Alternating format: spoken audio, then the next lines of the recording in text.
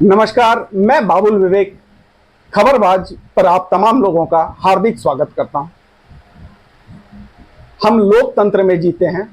कहा गया है कि लोकतंत्र लोगों के लिए चलने वाला और लोगों के द्वारा चलने वाला एक शासन पद्धति है, जिस पद्धति में लोग मिलकर अपने जनप्रतिनिधि को चुनते हैं और वो जनप्रतिनिधि लोगों के विकास के लिए उत्तरदायी होते हैं। किंतु कई बार यह परिकल्पना, यह अवधारणा बिल्कुल उल्टी हो जाती है। ऐसा ही एक वाकया बिहार का है। बिहार, यहाँ प्रदेश के तमाम मुखिया हड़ताल पर हैं। आखिर क्या परिस्थितियां बनी जो प्रदेश के पूरे सभी जो मुखिया हैं उन्हें हड़ताल पर जाना पड़ा? क्या विषय है? इस बात को समझने के लिए आज हमारे साथ हमारे स्टूडियो में आए हैं श्री संजीव विधान जी। यह ग्राम पंचायत नया गांव, जिला भागलपुर के मुखिया हैं। काफी लंबा अनुभव है इन्हें जनप्रतिनिधि का, मुखिया का। साथ ही जिला मुखिया संघ के उपाध्यक्ष भी हैं। तो आइए इनसे बात करते हैं और जानने का प्रयास करते हैं कि क्या था है पूरा मामला और क्यों पूरे प्रदेश के मुखियाओं को हड़ताल करनी पड़ी, या ऐसी क्या नौबत आई जो पूरे प्रदेश के मुखिया आज हड़ताल पर हैं। संजीव जी, आपका स्वागत है। बहुत बहुत। तो ऐसी क्या नौबत आ गई जो कि मुखियाओं को भी हड़ताल करना पड़ गया? सर्वप्रथम तो बाबुल जी, आपके चैनल का मैं बहुत बहुत धन्यवाद करना चाहता हूं कि इस प्रकार की समस्या पर आपका नज़र गया। हम लोगों 16 अगस्त से 31 अगस्त तक पूरे प्रदेश के मुखिया बिहार मुखिया महासंघ के आह्वान पर हड़ताल और कार्य बहिष्कार पर हैं। हम लोगों का 19 सूत्री मांग है। प्रथम मांग तो यह है कि संविधान में के 73वें संशोधन में जो अधिकार 29 अधिकार ग्राम सभा को प्राप्त है, उनको आप सही ढंग से ग्राम पंचायत को नहीं सौंपे हैं। ये है। दूसरा मामला है कि ग्राम सभा को आप बेड़ियों में जकड़ दिए हैं। ग्राम सभा स्वतंत्र नहीं है, जबकि संवैधानिक संस्था ग्राम सभा संवैधानिक संस्था है। ग्राम पंचायत को यह अधिकार है कि अपनी योजना बनाए और उसको अपने ग्राम पंचायत के क्षेत्राधिकार अंतर्गत लागू करे। परंतु कई आदेश सरकार का ऐसा आता है कि ग्राम सभा में लिए गए निर्णय पर हम कुछ काम नहीं कर पाते हैं। ऊपर से जो मुझे काम सौंपा जाता है उसी को करना पड़ता है, मजबूरी है। आज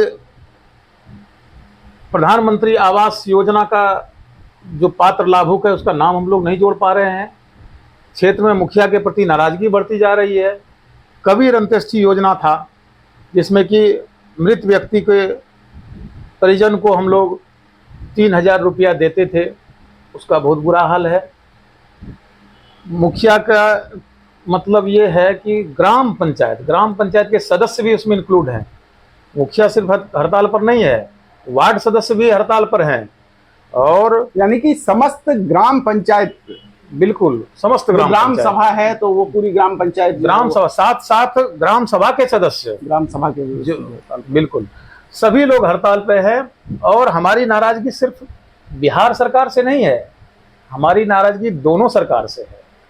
लोकसभा में जिस तरह अधिकार प्राप्त है उसी तरह विधानसभा को अधिकार प्राप्त है, ठीक उसी तरह ग्राम सभा को भी अधिकार प्राप्त है। परंतु हम लोगों को स्वतंत्रता नहीं है काम करने की।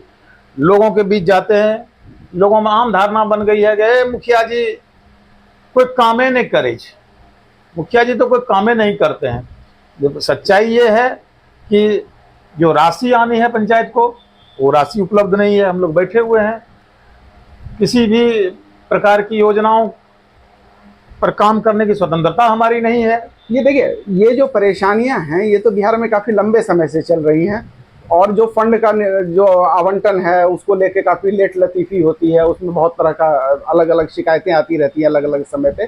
तो ऐसा क्या नौबत पड़ा? ये आपने हड़ताल अभी आयोजित किया है तो काफी पुराना विषय है क्या कि एक सीमा तक इंतजार किया जाता है कि सरकार शायद हमारी समस्या को समझ जाए। देखते देखते जब हमारा सब्र का बांध टूट गया तब हम लोगों के संगठन ने संगठित होकर पूरा निर्णय लिया है।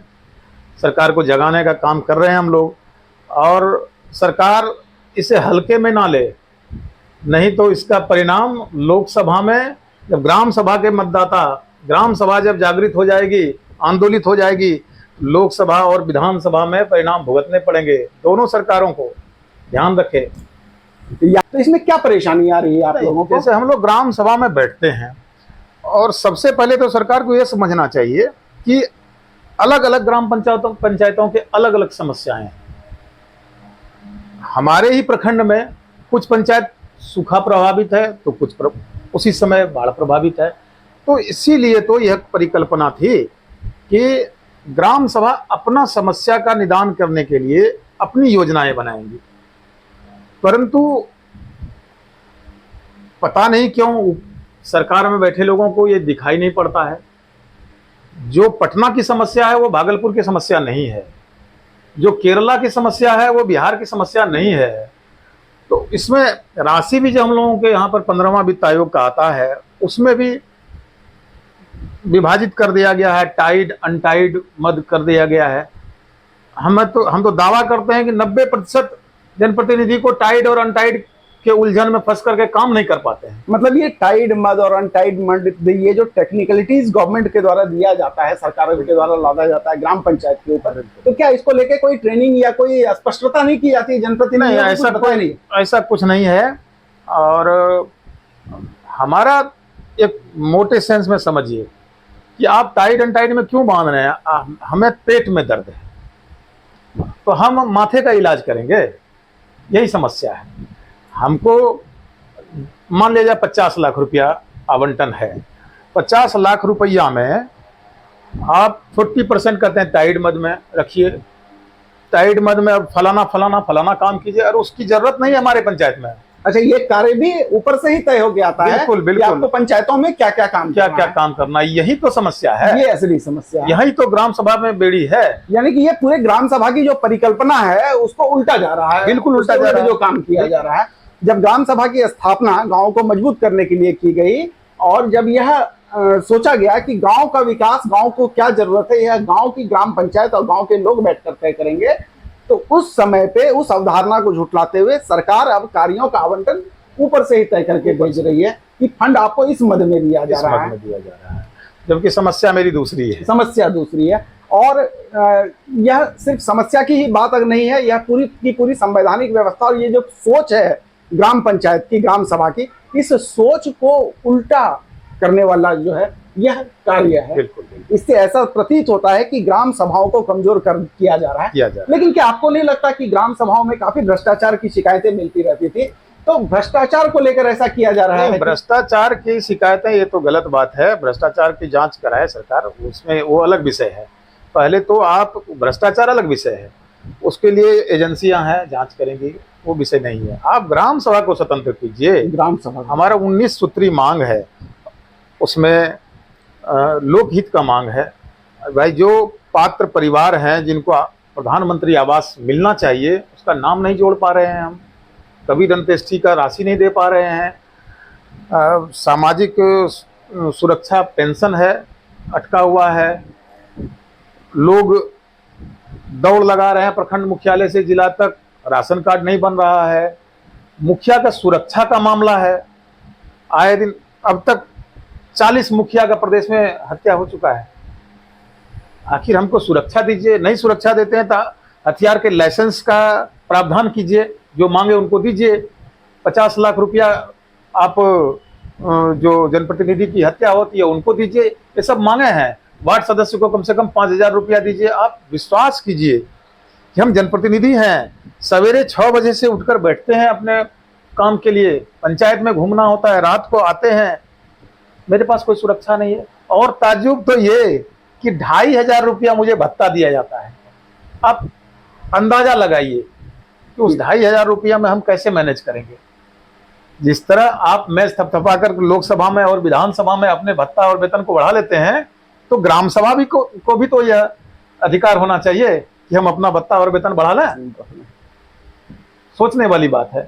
आखिर क्या दिखाना चाहते हैं? इससे अच्छा तो नहीं देते, ये तो अपमानजनक बात है। आप 2,500 रुपया में एक मनरेगा मजदूरी भी हमको नहीं दे रहे हैं। ये सोचने वाली विषय है। और हम दोनों ही सरकार से आग्रह करते हैं कि मुखिया जो है जनप्रतिनिधि है और आप ही के लोग हैं, कहीं ना कहीं सभी मुखिया सभी दल से जुड़े हुए लोग हैं और मुखिया की नाराजगी सभी दल से है, क्योंकि केंद्र में अलग सरकार बैठी हुई है अलग पार्टी की और बिहार में अलग पार्टी की सरकार बैठी है और सभी के समर्थक लोग मुखिया हैं।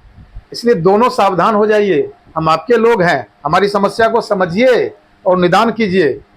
और मेरा तो यही मांग है। अगर सरकारें निदान नहीं करती हैं, आप लोग अभी धरने पे हैं 31 तारीख तक, 31 अगस्त तक, अगर आपका धरना मान के बाद भी अगर सरकारें नहीं मानती हैं आपकी मांग को, तो आप लोग क्या तो करेंगे? फिर हमारा मुखिया महासंघ जो प्रदेश स्तर का है इसके लिए आगे के कार्यक्रम के लिए विचार करेगी। अभी तो फिलहाल हमारा कार्यक्रम था 22 तारीख को सभी प्रखंड मुख्यालयों पर धरना दिया गया, जो पूरी संख्या में ग्राम सभा के लोग जुटे, ग्राम पंचायत के सदस्य लोग जुटे और 29 तारीख को सभी जिला मुख्यालयों पर धरना है, कार्यक्रम है।